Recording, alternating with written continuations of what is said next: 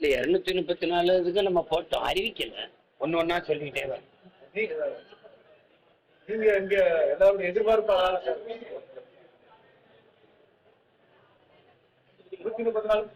நான் வந்து டெல்லியில தெரிய வரும்ல. இல்ல அண்ணன் சீமா எங்க போட்டிடுறாரு? இல்ல போட்டிடுறது எங்கன்னு தெரிய வந்துருங்களா, அப்பதான் சொல்லுங்க. சார் இப்ப பாஜக என்ன சொல்றாங்கன்னா, பிரதமரே வந்து இந்த 130வது சட்ட திருத்தத்துக்குள்ள வந்துடுறாரு, அத பதவி நீக்கிறத வந்து பிரதமரே தன்னை இணைச்சுக்கிறாரு. இது வந்து எல்லாருக்கும் பொதுவான ஒரு சட்டமா தான் கொண்டு வரோம்.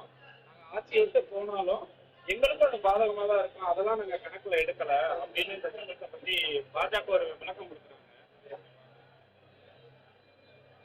சட்டத்தை செயல்படுத்திட்டு உடனே அவங்க எல்லாம் பதவி வரும். ஏன்னா எந்த வழியில குஜராத் கலவரத்துல ஐயா மோடி அவர்களுக்கு ஐயா அமித்ஷா அவர்களுக்கு தொடர்பு இல்லைன்னு நீதிமன்றம் சொல்லியிருக்காங்க. அதை நீங்க ஏற்கிறீங்களா? ஒரு நாட்டை, ஒரு மாநிலத்தை ஆளுகிற முதல்வருக்கும் உள்ளாட்சித்துறை அமைச்சருக்கும் தெரியாம கலவரம் நடந்துச்சுங்கிறத நீங்க ஏற்கிறீங்களா? அப்புறம் நீ எங்கெங்க ரைடு போட்டீங்களா அங்கெல்லாம் இடி ரைடு போட்ட இடத்துல பணம் வாங்கிருக்கல இல்லையா? அதிகமா எலக்ட்ரல் பாண்ட்ல அதிகமா காசு வாங்கினது எந்த கட்சி சொல்லு. இப்ப மகாராஷ்டிரால நீங்க ஆட்சி அமைச்சிருக்கீங்க, 42 எம்எல்ஏக்களுக்கு ஒரு ஆளுக்கு 30 கோடி கொடுத்திருக்கீங்களா இல்லையா? இது ஊழல் லஞ்சம் கணக்குல வராதா? இதெல்லாம் எந்த கட்சி யாரு பேசணும்னு இருக்குல்ல.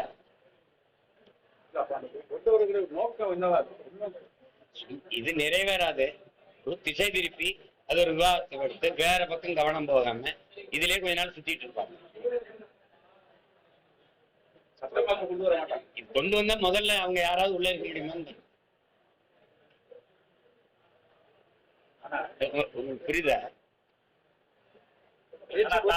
மாநாட்டுல 2 பேர் இறந்து போயிட்டான், ஒரு 2 பேர் சீரியஸா மதுரை அரசு பண்ணிருக்கிறான். இதுவரை யாரும் வந்து பார்க்கல, இதுவரை யாருமே கட்சி யாருமே வந்து கண்டிப்பா பார்க்கல. இல்ல மரணம் வந்து ஒரு கட்சி மரணம் அப்படின்னு நம்ம பார்க்க முடியாது. ஒரு மனித மரணம் தான். நியாயமா எல்லாருமே பார்க்கணும், நானும் தான் போய் பார்க்கணும். அதான் பேசிட்டு கூடாது. துயரம் அது எங்க நடந்தா அது யாரு? நீங்க பைபிள் என்ன சொல்லுது? நீ நற்காரியத்துக்கு விருந்துக்கு நீ போகலைனாலும் உன்னுடைய துக்கத்துக்கு நீ போகணும். ஏன்னா அது மாதிரி துக்கம் உனக்கும் வரும், அதை நீ கடந்து போகணுங்கிறது அது உனக்கு கற்பிக்குங்கிறது. அது மாதிரி நற்காரியத்துக்கு நீங்க பொறியில இருக்கு, துக்காரியத்துக்கு துயரத்துக்கு நீங்க போய் பங்கேற்கணும். அதுதான் மனித மாண்பு. நீங்க மகிழ்ச்சியா இருக்கும்போது நான் தேவைப்படாம இருக்கலாம், ஆனா நீங்க துயரத்தில் இருக்கும்போது ஒரு தோல்ல கை வைக்கிறதுக்கு ஒருத்தன் வேணும். அதனால அது கட்சி அது போய் பார்க்கலன்னு நம்ம குற்றப்படுத்தலாம். நானும் தான் பார்க்கல, எம்எல்ஏன்னு தவறு இருக்கு, போகணும். ஒரே ஓட்டமா இருக்குன்னா போகணும். சார் இப்ப எல்லா தலைவர்களுக்குமே ஓரளவு பாதுகாப்பு இருக்கு. இந்த விஜயோட பவுன்சர்கள் ரொம்ப மோசமா நடந்துகிட்டதா ஒரு குற்றச்சாட்டு வைக்கிறாங்க. விஜய் மேல கூட வழக்கு பதிவு பண்ணியிருக்காங்க. பவுன்சர்கள் தாக்குனதுனால அவர் மேல வழக்கு பதிவு பண்ணியிருக்காங்க. இதை எப்படி பாக்குறீங்க சார்? அந்த இடத்துக்கு நான் வரல. அதாவது அவங்கவுங்க விருப்பம், அவங்கவுங்க பாதுகாப்பு கேட்டுப்பட்டு இருக்கிறாங்க. என்கிட்ட கேளுங்க, எனக்கு தேவையில்லை. ஏன்னா நான் தான் இந்த நாட்டுக்கு பாதுகாப்பு. எனக்கு பாதுகாப்பு தேவையில்லை. சொந்த தாய் மான் வச்சேன் அண்ணன் தம்பியை பாக்குறதுக்கு ஒரு பெரிய கூட்டத்தோட வர்றதில்லை. இப்போ யார பாதுகாக்க நீங்க தேவை? அரசியல் வந்து எல்லாரும் தலைவர்களுக்கே பாதுகாப்பு இல்லைன்னு பாதுகாப்பு கேட்டுப்பட்டு இருக்கா, சாதாரண குடிகளுக்கு என்ன? இப்ப பாதுகாப்பற்ற ஒரு நாட்டுலதான் நீங்க எல்லாம் தலைவரா இருக்கீங்க. அதுக்குதான் தலைவரா வந்திருக்கீங்க. நான் கேட்குறது உள்வாங்கிக்கிறீங்க. நீங்க வேற ஏதாவது நாட்டுக்கு புரியல பாதுகாப்பு சொந்த நாட்டு. இதுக்கு முன்னாடி அப்படிலாம் வாழ்ந்தது இல்லைன்னு சொல்லாது. எங்க தாத்தைங்க எல்லாம் அப்படிதான் வாழ்ந்தாங்க. உங்களுக்கு தெரியும், குறிப்பா காமராஜ். நீங்க எடுத்து கூட படிக்க வேண்டிய படத்தை போட்டாலே இருக்கு. ஒரே ஒரு பாதுகாப்பு வண்டி சைரன் எழுப்பி போலீஸ் வண்டி போனதுக்கு இங்க வா நில்லு, என்னது ஐயா நான் செத்தா போயிட்டேன், முன்னாடி சங்குதி போயிட்டு இருக்க, ஏப்பா போப்பா ரெண்ட காசு போய் போலீஸ் ஸ்டேஷன்ல வண்டியை நிறுத்து, வண்டி ஓட்டு பாக்கு. சொந்த ஊருக்குள்ள போறதுக்கு எதுக்கு பாதுகாப்பு? என்னை என் மக்கள் தாக்கி அடிச்சிருவான்னா அப்ப நான் மக்களுக்கு எதிராக இயங்கியிருக்கேன் தானே. ஓட்டு கேட்கும் போது நீங்க இப்படி வர முடியாதுல்ல. ஓட்டு கேட்கும் போது ஆரத்தி தட்டை அப்படி காட்டுறாங்கல்ல, அங்க எங்க ஆத்தா ஆட்சிக்கு வச்சிருக்கீங்க, நீ பயப்படல. கூட்டத்துக்குள்ள போய் இது பண்றீங்களா, அப்ப கட்சி வச்சு குத்திடுவானு ஏன் நீ பயப்படல? பதவிக்கு வந்துட்டா பாதுகாப்பு தேவைப்படுது. ஏன் ஒண்ணும் பேச மாட்டேங்கிறீங்க? கேள்வியில நீங்க தான் கேட்கணும்னு ஒண்ணும் இல்ல.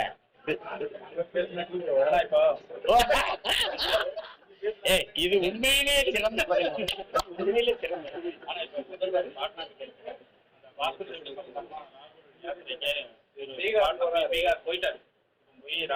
அதே இதை 60-70 லட்சம் வாக்கை வட இந்தியாவுக்கு எல்லாருமே திருநவங்க தான். இப்ப நான் உங்களுக்கு வந்து சொல்றேன், ஈரோடு கிழக்குல என்னுடைய வாக்கு 20,500 தானா? நான் 16 விழுக்காடு தான் தொட்டிருக்கேன். நீங்க வாக்கை சரியா எண்ணீங்களா? என்னலேன்னு நான் சொல்றேன். இங்க பாருங்க, ஓட்டுக்கு காசு கொடுக்கும்போது தடுக்காத தேர்தல் ஆணையம், கள்ள ஓட்டு போடுறத தடுக்காத தேர்தல் ஆணையம், என் ஓட்டை மட்டும் நேர்மையா எண்ணிடுச்சுன்னு என்னை நம்ப சொன்னீங்கன்னா நான் அவ்வளவு பைத்தியக்காரனா? சொல்லுங்க, நீங்க சொல்லுங்க. இப்போ நீங்க வட இந்தியால இந்த பிஜேபி 70-80 லட்சம் வாக்கை ஏமாத்தி வென்றிருக்குன்னு நீங்க சொல்ற போது அங்க ஒருத்தர் உட்கார்ந்து 9,500 வாக்குக்கு மேல குளத்தூர்ல நீங்க ஏமாத்தி தான் ஜெயிச்சிருக்கீங்கன்னு ஒருத்தன் பேட்டி கொடுத்தான்ல. ஒருத்தர் ஒரு பொறுப்புள்ள ஒருவர் சொல்றாருல, அதுக்கு பதில் வச்சிருக்கீங்க. ஒண்ணு தெரிஞ்சிருச்சு, அவன் சொல்றான் நீ ஏமாத்தினான்னு, நீங்க சொல்றீங்க அவன் ஏமாத்தினான். ஒண்ணு ஏமாந்தவங்க நாங்க என்ன செய்யணும் தெரியாம முழிச்சுக்கிட்டு இருக்கோம். மொத்தமாவே தப்பா இருக்குங்கிறத நீங்க ஒத்துக்கணும். இது மொத்தமாவே தவறா இருக்கு. இப்ப காங்கிரஸ் ஆட்சியில் இருக்கும்போது நேர்மையா வாக்குப்பதிவு நடந்தது, நேர்மையா இருந்தாங்கன்னு சொன்னீங்க. நீ அப்படின்னா நீ இந்த வாக்கு எந்திரத்தை தூக்கி வீசு, நீ மறுபடியும் வாக்கு சீட்டு முறைக்கு வான்னு பேசிக்கணும். நேர்மையால உலகத்துல எந்த நாட்டுல வாக்கு எந்திரம் எந்தெந்த நாட்டுல இருக்கு? இந்த வாக்கு எந்திரத்தை தயாரிச்சு கொடுக்குற ஜப்பான்ல இருக்கா? மைக்ரோ எலக்ட்ரானிக் சிப்புங்கிற நிறுவனம் தயாரிக்குது, இந்திய எலக்ட்ரானிக் கார்பரேஷன், ரெண்டும் சேர்ந்து தயாரிக்கிறேன்றீங்க. ஜப்பான் இதை பயன்படுத்துறாங்க. America, Australia, Russia, France, Germany, ஐரோப்பிய நாடுகள், இல்ல பிரிட்டன், நாகரிகம் அடைந்த நாடுகள்ங்கிறது. கம்ப்யூட்டர் உலகம்ங்கிறவனே டிஜிட்டல்னு பேசிக்கிறது இல்ல. நீ தான் டிஜிட்டலுக்கு வந்துட்டீல. சரி, இந்த எண் இந்த இதுக்கு வந்துட்டீல, தட்டினா கட கட கட கட கட கட கட கடன்னு சொல்லிடுதுல. அதையே 42 நாள் பெட்டியை கொண்டு ஒரு பள்ளிக்கூடத்துல பூட்டி வைக்கிறேன். தட்டி சொல்லிட்டு போக வேண்டியதானே?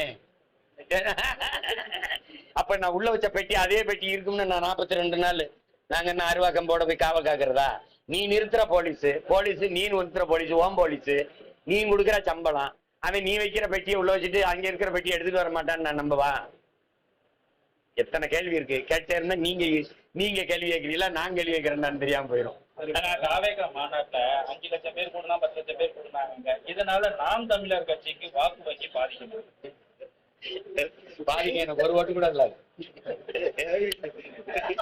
ஏன் இப்படி ஏதாவது அதுக்கு போகாதீங்க, அது விடுங்க. அது நான் இவருங்க பதர்களுக்குள்ள மணியை தேடல, நானே உழுது விளைய வச்சு நல்ல நெல்மணிகளை அறுவடை செய்யணும். என்னோடது இங்க பாருங்க, வீரி மிக்க பதர்கள், காத்தடிக்க திசையெல்லாம் பறக்கிறவங்க, புயலே அடிச்சாலும் அதே இடத்துல கிடைக்கல வீரிய மிக்க நெல்மணி. நீங்க விவசாயி தானே, ஒரு நெல் எத்தனை நாத்து வரும்? ஒரு நாத்து. அந்த நாத்தாங்கால இருந்து நிலத்தில் நடும்போது எத்தனை நாத்தா பிரியும்? 80, குறைஞ்சது 80. ஒரு கதிருக்கு 20 நெல் எத்தனை வருது? எத்தனை வருது? 1600 நெல்மணி. ஒரு நெல்மணி 1600 நெல்மணி. அப்படி ஒரு மகன் வந்தேன் 36,50,000 நெல்மணியை அறுவடை செஞ்சிருக்கேன். 36 லட்சம் நெல்மணி, அது எத்தனை லட்சம் எத்தனை கோடி நெல்மணியை அறுவடை செஞ்சேன். நீங்க அதை தான் பார்க்கணும். நான் வச்சிருக்கிறது விதை நெல், நீங்க வச்சிருக்கிறது என்ன நெல்லுன்னு நீங்க தான் சொல்லணும். கூட்டத்தை பார்க்காதீங்க. பிப்ரவரி 7ஆம் தேதி நான் ஒரு மாநாடு போடுவேன். யார் கூட்டம் பெருசா இருக்குன்னு பார்ப்போம். அன்னைக்கு மாநாடுங்கிறது இங்க பாருங்க, மாநாடுங்கிறது எப்படி நடத்துங்கிறதுக்கு இந்திய பெருநிலத்துக்கு ஒரு படிப்பினையை கொடுப்பேன். மாநாட்டுல ஒரு தலைவன் எப்படி உரை நிகழ்த்தணுங்கிறது ஒரு படிப்பினையை கொடுப்பான். மாநாடுனா என்னன்னு சொல்லுவான். புரியுதா உங்களுக்கு? அது கொஞ்ச நாள் தான் இருக்கு. பிப்ரவரி திருச்சியில 7. சார், ஒரு மாநாட்டுல மறைந்த தலைவர்களோட பெயரு சொன்னா வாக்குகள் கிடைச்சிருக்காங்க. குறிப்பா நான் சாவிக மாவட்டத்துல எம்ஜிஆர் பாட்டை பாடுறாரு, எம்ஜிஆர் பேசுறாரு, விஜயகாந்த் பேசுறாரு, இது மூலமாவே வாக்குகள் கிடைச்சிருக்கும்.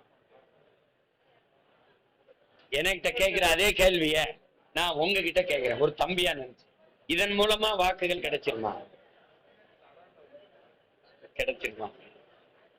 இதுதான் நாம என்ன சொல்றோம், நீங்க என்ன சொல்ல வரீங்கிறதுதான். அந்த தலைவர்கள் வாக்கு தான் அந்தந்த கட்சிக்கு இருக்கே தம்பி. அது இங்க பாருங்க, அதுக்கு ஒரு தனி இடம் இருக்கு.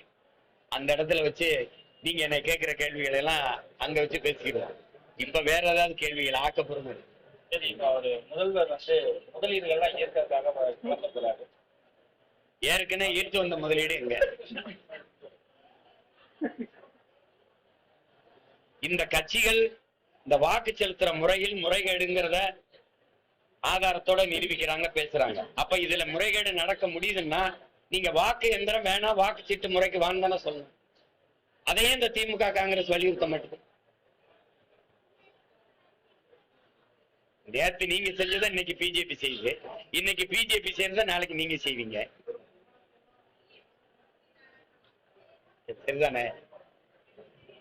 இப்ப தேமுதிக கூட என்ன சொல்லியிருக்காங்கன்னா, கூட்டணி ஆட்சியை வரவேற்கிறோம் அப்படின்னு பேசுறாங்க. நீங்க தனிச்சுன்னே சொல்லிட்டீங்க, தனியா தான் நீங்க எல்லாருமே ஓரளவு இந்த கூட்டணி ஆட்சியில் தான் நல்லா இருக்குன்ற ரீதியில வர்றாங்க. நாம் தமிழரும் அந்த ரீதிக்கு வர்றதுக்கான வாய்ப்பு இருக்குதா? அதை நான் வரும்போது சொல்றேன். நாங்க தனிச்சுதான் போட்டிடுவோம், தனிச்சுதான் போட்டிடுவேன். தனித்த பெருத்த தமிழர்களுக்கு என்று தனித்த பெருத்த முதன்மையான அதிகாரத்தை நோக்கி தான் நான் ஓடுறேன். அப்படின்னா நான் எப்பவே 2016 அம்மா ஜெயலலிதா அவர்கள் கூட்டணி கூட்டும் போதே நான் போயிருக்கேன். அதுக்கப்புறம் அதிமுக, அதுக்கப்புறம் பாரதிய ஜனதா எத்தனையோ தடவை வலியுறுத்தி கூப்பிட்டு இங்க பாருங்க. அப்ப நான் போகல. எனக்கு ஒரு நோக்கம் இருக்கு. நான் ஏற்றுக்கொண்ட தலைவன் எனக்கு கற்பிச்சதுன்னு இருக்கு, அது வழியா தான் நாங்க போக முடியும். நாங்க திரும்ப திரும்ப சொல்றோங்க, தற்காலிக தோல்விக்காக நிரந்தர வெற்றியை நான் இழக்க தயாராக, தற்காலிக வெற்றிக்காக நிரந்தர தோல்வியை தழுவி கொள்ள தயாராக. நாங்கள் வீழ்ந்தாலும் சரி, எங்கள் இனம் வாழ்ந்தால் போதும், இது எங்க தத்துவம். ஒருவேளை இப்ப நான் தோத்தே போயிட்டேன், உங்களுக்கு ஏதாவது நட்டா இருக்கா? நட்டா இருக்கா? நான் சட்டசபைக்கு ஏன் போலேன்னு யாரும் என்னை சட்டை பிடிச்சி அடிக்கிறீங்களா? நம்பி வர தம்பிகள் என்னை நம்பி வர தம்பிகளை நீங்க என்ன நினைக்கிறீங்க? நான் போனா என்னை கொண்டுருவான். பரவாயில்ல, நான் கூட்டணின்னு வச்சேன்னா நான் மட்டும்தான் நிக்கணும், எல்லாரும் போயிடும்.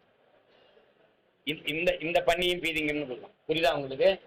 நான் இல்ல புலின்னு நம்பி வாரான், அது புரியுதா உங்களுக்கு? நீங்க ஒண்ணு தெரிஞ்சுக்கிறீங்க, சுதந்திர பசி கொண்ட மக்களை சோற்று பசி ஒண்ணும் செய்யாதுன்னு எங்க தலைவர் சொல்றாரு. வீர சுதந்திரம் வேண்டி நின்றார் வேறொன்று கொள்வாரோங்கிற எங்க பாட்டன் பாரதி. இப்ப நாங்க கொண்டிருக்கிறது சுதந்திர பசி, சோத்து பசி இல்ல, வயிற்று பசி இல்ல, வரலாற்றின் பசி. அதனால இதுவே என்னங்க நீங்க, நான் உங்களை ஒண்ணு கேட்கிறேன், கூட்டணி வச்சு வென்று போனவர்கள் செய்தது, இவங்க எல்லாம் உறுப்பினர் வச்சிருக்காங்கல்ல உள்ள கூட்டணி கட்சிகள் செய்தது ஒரு பிரச்சனைக்கு சொல்லுங்க, ஒண்ணு சொல்லுங்க, என்ன சொல்லுங்க. அதே நானும் போய் அந்த சும்மா உட்காந்து மேசை தட்டுறதுக்கு வீட்டுல சாணியை தட்டலாம், 2 ஏழு தட்டியாவது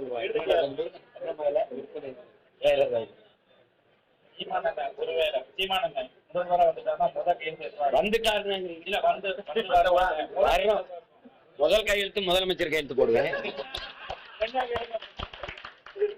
2வது கையெழுத்து ஒரு 100 கையெழுத்து, ஒரு கையெழுத்து இல்ல, ஒரு 100. அது ஒரு 100 நான் பட்டியலுக்கு படிக்கணும். எல்லா சிக்கலுக்கும் முடிவு. அரசு பள்ளி கல்லூரியில் படித்தவனுக்கு தான் அரசு வேலையில் முன்னுரிமை. புரிதல் நினைக்கிறேன். அமைச்சர் பெருமக்களோ எவரா இருந்தாலும் அரசு மருத்துவமனையில படித்து தான் வேலை செய்யணும். அமைச்சர் பெருமக்கள், மாமன்ற உறுப்பினர்கள், சட்டமன்ற எல்லாரும் அரசு பள்ளி கல்லூரியில தான் படிக்கணும். அவர்கள் பிள்ளைகள் வேளாண்மை அரசு பணி, அது சொல்லிக்கிற பணி. ஆடு மாடு வளர்த்தல் அரசு பணி, நாட்டுக்கோழி பட்டுப்பூச்சி வளர்த்தல் மீன் வளர்த்தல் அரசு பணி. 100 கையெழுத்து, நாட்டின் தலையெழுத்த மாத்திரேன். வேற ஏதாவது? மார்க்சிஸ்ட் கட்சி அலுவலகத்துல காதல் திருமணம் நடத்திக்கிற பயன்படுத்தலாம்ட்டாங்க. அண்ணாமலை கூட பாஜக அலுவலகத்துக்கு வந்தா காதல் திருமணம் நடத்திக்கிறோம் சொல்றாங்க. எல்லாரும் இப்படி பேசுறாங்க. ஆனா ஆணவ படுகொலை நடக்குது, அதுக்கு ஒண்ணும் பேச மாட்டாங்க. எப்படி நடக்குது? அதான் கட்சி அலுவலகங்கள் கல்யாண மண்டபமா மாறிக்கிட்டு இருக்கு, அதுல மகிழ்ச்சி தான். என்னன்னா அதுல என்ன பெரிய திருத்தம் இருக்கு? அதுல என்ன பெரிய இருக்கு? இது ஒரு பெரிய சேவையா? அதே பாரதிய ஜனதா அலுவலகத்துல ஒரு இந்து பையனுக்கு இஸ்லாமிய பெண்ணை திருமணம் பண்ணி வைப்பாங்களா? இஸ்லாமிய பையனுக்கு இந்து பெண்ணை திருமணம் பண்ணி வைப்பாங்களா? நான் கேட்கறதுக்கு பதில் சொல்லு.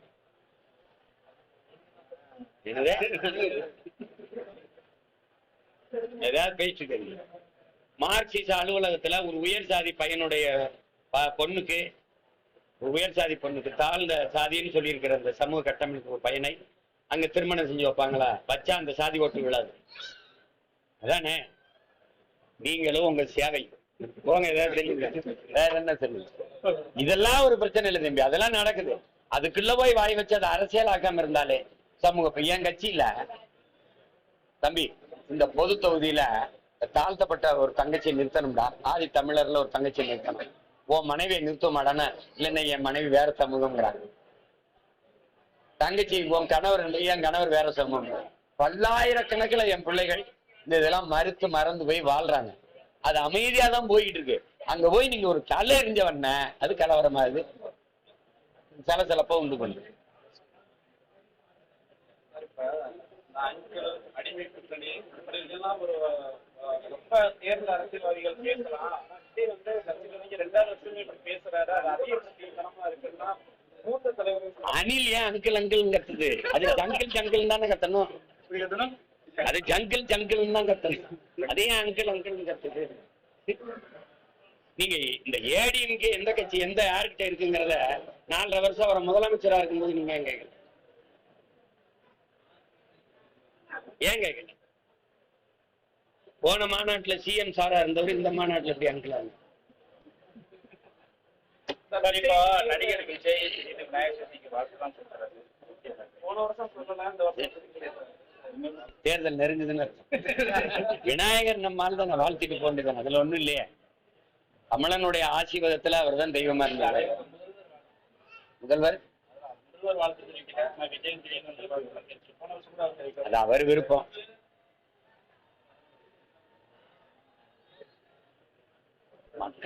மக்கள் பெருவாரியான மக்கள் அதை போற்றுறாங்க, கொண்டாடுறாங்கன்றது போற்றுகிற மக்களுக்கு வாழ்த்து சொல்றதுல ஒரு பிழை இல்லை. அது அவரவர் விருப்பம். அவருக்கு விருப்பம் இல்ல வாழ்த்து சொல்ல சொல்லல, இவருக்கு விருப்பம் இருக்கு வாழ்த்து சொல்றாரு சொல்லல. நாட்டுக்கு மக்களுக்கு இதுல இல்ல பிரச்சனை. சகிக்க முடியாத சொத்து வரி, மின்கட்டண உயர்வு, விலைவாசி ஏற்றம், குடிநீர் தட்டுப்பாடு, வேலை வாய்ப்பின்மை, இதெல்லாம் தான் பிரச்சனை. அதை பேசுவோம்.